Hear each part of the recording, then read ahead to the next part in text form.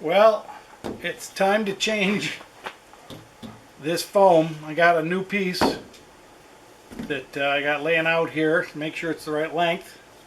I'm doing it the same way I did last time, taking a hair dryer. So I scraped off the old foam with a little scraper, with a big drywall scraper, and of course it leaves the adhesive strip below. And you can try to take this off with chemicals, but I've never found a chemical that actually takes it off. So I found the best thing in the world to use is a hair dryer on high, and it comes right off. So let's do that.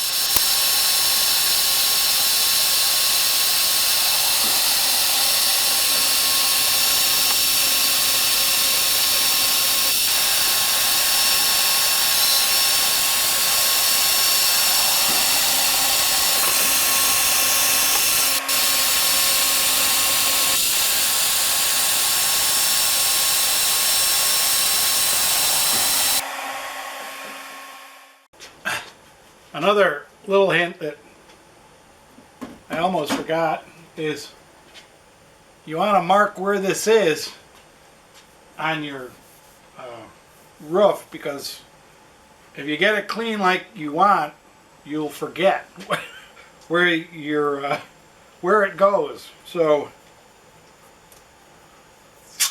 what I do is it works better with blue painter's tape, but I just put a strip of masking tape on either side of where it was.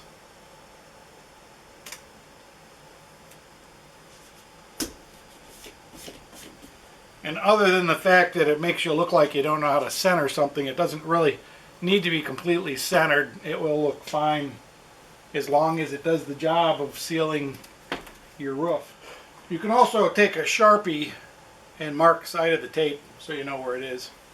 But my experience is I'm going to clean this with acetone,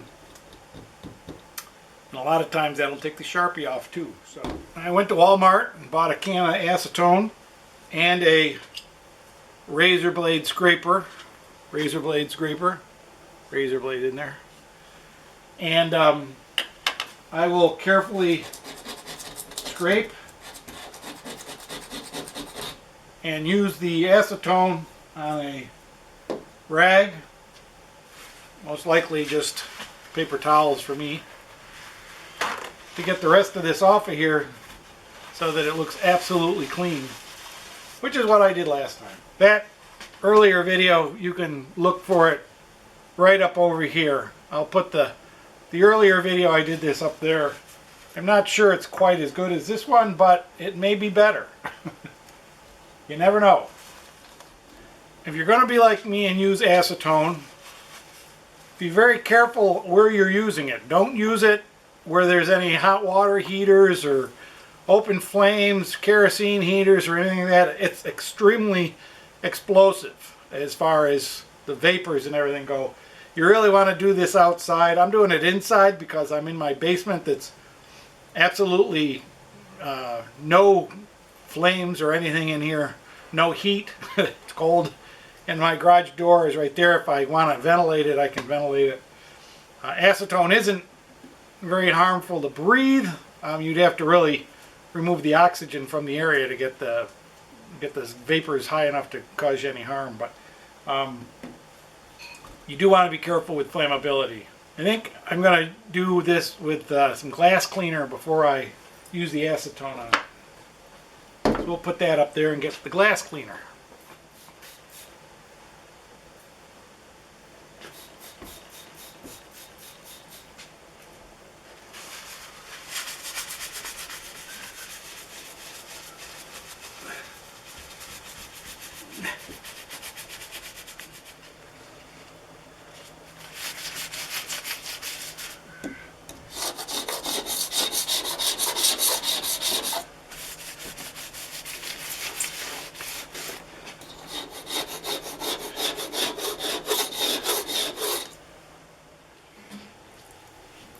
Okay, once you've got the area all clean, using the Windex or window cleaner, whatever cleaner you want to use, and a lot of scrubbies. You're ready to move on to the acetone. Make sure you've got nitrile gloves, otherwise it'll freeze your fingers and maybe dissolve your fingernails. And wear safety glasses in case you splash, because you don't want to get it in your eyes. It's not real dangerously bad in your eyes, but it'll take the life out of your party for a while.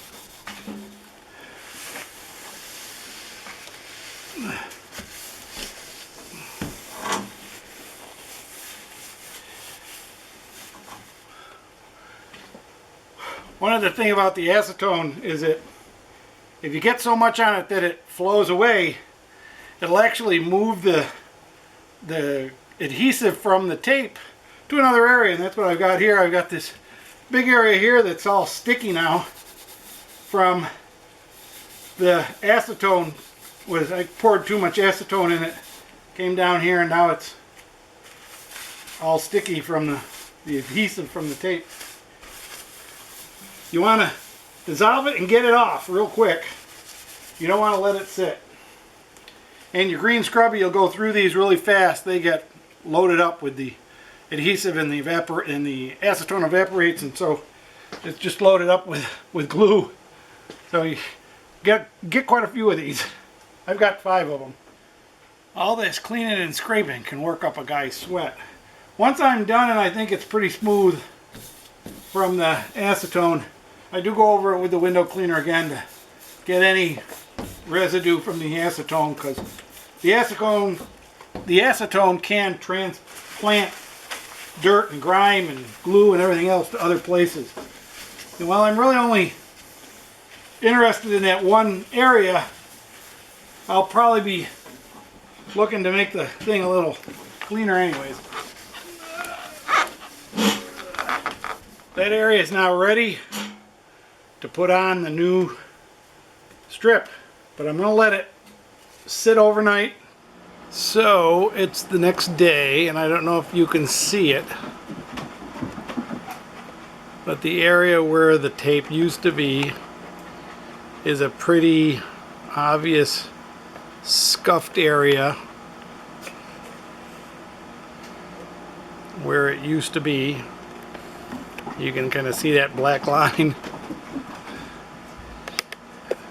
Because I've changed this twice and scraped it and cleaned it and got all the adhesive off it, it's not shiny like the rest of the roof. The rest of the roof is shiny and smooth. That's a little scuffed and discolored, and I think the adhesive eats a little bit of the plastic. And you can see the new foam, because it comes all rolled up, is pretty wrinkled. So I'm not real confident that this is going to be the greatest in the world, because it came in a small roll. I don't really know if I like that, but I don't have any choices right now. So let's see if we can put this down. So it's quite a trick to get the glue, the under stuff started. And I've run this across the roof, and I've actually tucked it inside on the other side, so it's fairly tight to try to get those wrinkles out of it. And now the chore is going to be to get this bottom off it, which I'm just going to roll out from under, and hopefully this will go. I'm just pulling the backing off from underneath. Hopefully I've got it lined up. And putting it down as I go.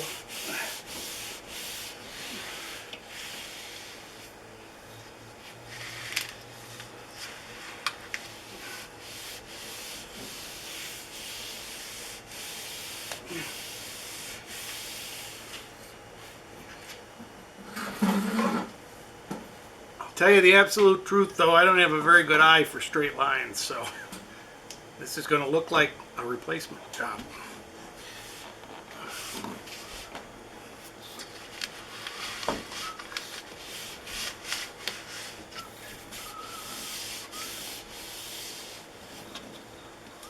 I'm going to go to the other side and see if I can finish it up. I do have about half an inch or so coming off the end here, and I can trim that later.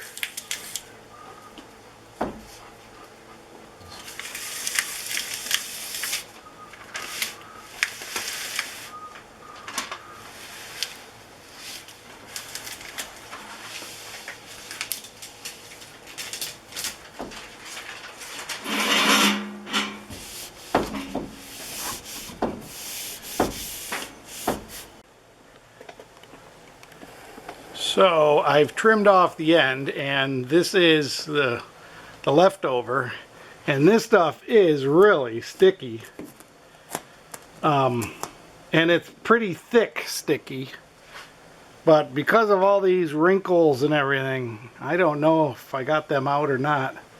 Don't know how well that'll stick underneath. I think what I'm going to do is I'm going to run a bead of caulk along the edges of that and see if I can make that stay good. But that certainly does stick to almost anything. I don't want to leave it there, but I don't know if you probably can't really see that, but along that weather strip I caulked it on both sides, and I'm hoping that'll make it last a little longer. I think I'm going to add another layer to this because it's not really hitting the top like it's supposed to. But anyways, we're done for today. We've gone through a whole tube of caulk to do those, my 3 skylights and that whole weather stripping that goes across the back are all caulked, and I'm happy with it. Looks good in my opinion. We're only slightly caulked all over our fingers, so that's another big thing. You can't really wear gloves because then you don't know where the caulk is, and you'll get it all over the place with your gloves. So I like to wipe off my hands every now and then with a rag with just a tiny bit of acetone on it. But so that's that for today.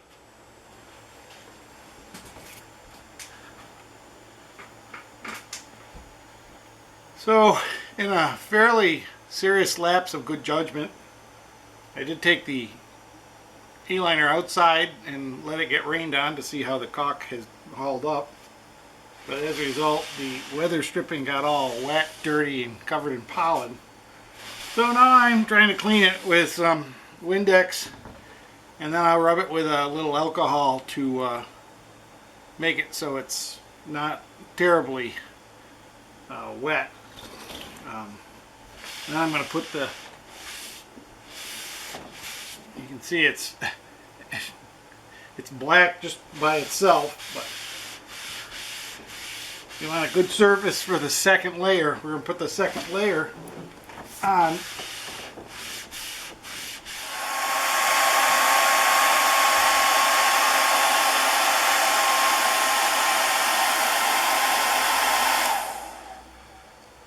So I want it dry and just a little warm, because the warmth will help suck in the glue from the new weather strip. Here's the new stuff I'm going to put in there. But so I'm using a hair dryer. I'll take 5 or 6 minutes to heat it up, warm it up, make sure it's all dry.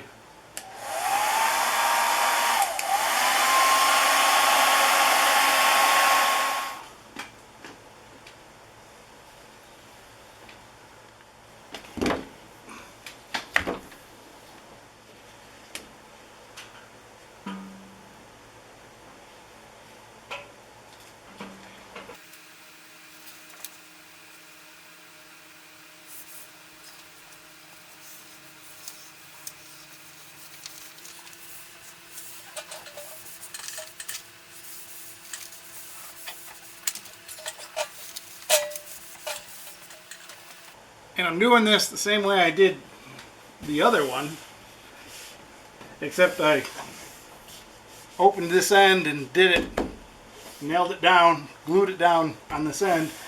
Then I pulled it on the other end and glued it down there so it was a straight line.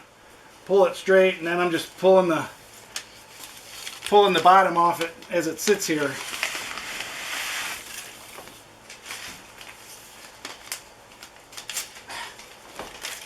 And then patting it down.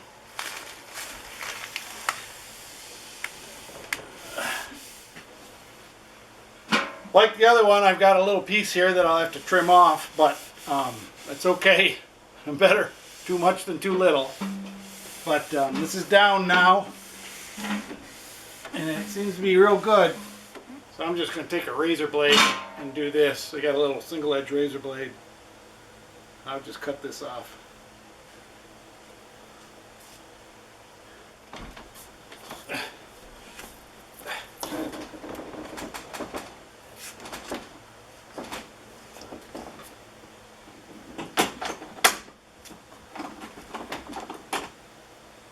Oh yeah, that seals a little better. We got that right in there now. So that's biting right into that now. But I will admit, it's too far back. I should have moved it forward. I kind of realized that, and I was in a hurry to do the video. So, but I did put the new one, the additional level, right on the edge of the old one. So the bottom one. So it is catching the top really well. So it's sealing it very nicely, and it does compress. It does come down. It may cause a little tiny bit of bowing in the middle, but that's okay. Better bow out than bow in. It helps get rid of water and everything else. But I think one of the things I'm going to do with this is I'm going to spray it. I'm going to spray that weather stripping with some Armor All, which in the past I have used Armor All to preserve weather strips and rubber parts on cars and stuff like that, and it does a really good job of protecting from UV and stuff like that. Now, there's hardly anything on this sticking out. If you can see that, now is a really nice seal on that weather stripping. It's not really weather stripping, it's more just foam, but you can see that this is right tight. You can't get anything underneath there like I could before. So that extra, that's 1/4 inch weather stripping. Let me show you what I added to that. It's quite thick. It's quite thick weather stripping. I was going to try, I bought some 1/8 inch. I bought some 1/8 inch to put up there, but I decided that was too thin. So then I got the 1/4 inch, which, you know, it takes 2/8 inch to make a 1/4, so it's twice as fat, and I figured it would compress. So I have a whole lot of 1/8 inch weather strip if anybody needs it. And really, you know what this is good for, the 1/8 inch, even the 1/4 inch, is for the top. This really should be in here, inside where the roofs go together. There should be foam weather stripping in there so they don't clank. And as I've said, I think if you see that black line on your roof, it's because they've changed your weather stripping to rubber tubing instead of foam. When I ordered the weather stripping for my trailer from Aliner, and they had the exact part numbers and everything, they sent me foam weather stripping, but the trailer already had rubber D tubing on it, and so I wanted to match that because I wasn't going to take it all off and redo the whole trailer. So I had to find the D tubing from someplace else, but I think somebody changed it, and I think that's one of the things is that this stuff does hold water. It's not good for some things, but I think for that peak connection, it would probably be pretty good because it should never see water in there except for maybe condensation. And of course, it's the hot spot of your trailer anyway, so something to think about. But anyways, that's the weather stripping on the seal for the roofs going together. And if you have to change that, make a good assessment of whether it's really sealing it or not. And if not, just, I got this on Amazon. You can probably get the actual stuff on Amazon, but the stuff Aliner gives you is 4 inches wide. I could only find 2 inches wide, and so you might want to consider using the Aliner stuff for at least the bottom, so that you have a long, wide areas to where you need to put that. So, all right, folks, this video is over. Thanks for watching. Appreciate you coming by. You know, I probably would not have done this without knowing that you guys, I need to post a video for you people. So you're helping me get these projects completed. Subscribe if you haven't. I've got lots more projects coming, and we've got camping coming. I got Mom visiting this weekend, so I can't do anything, and then we're going out camping somewhere far and wide. So stay tuned, and we'll have the puppy in the next ones. Up! Is a puppy in the window?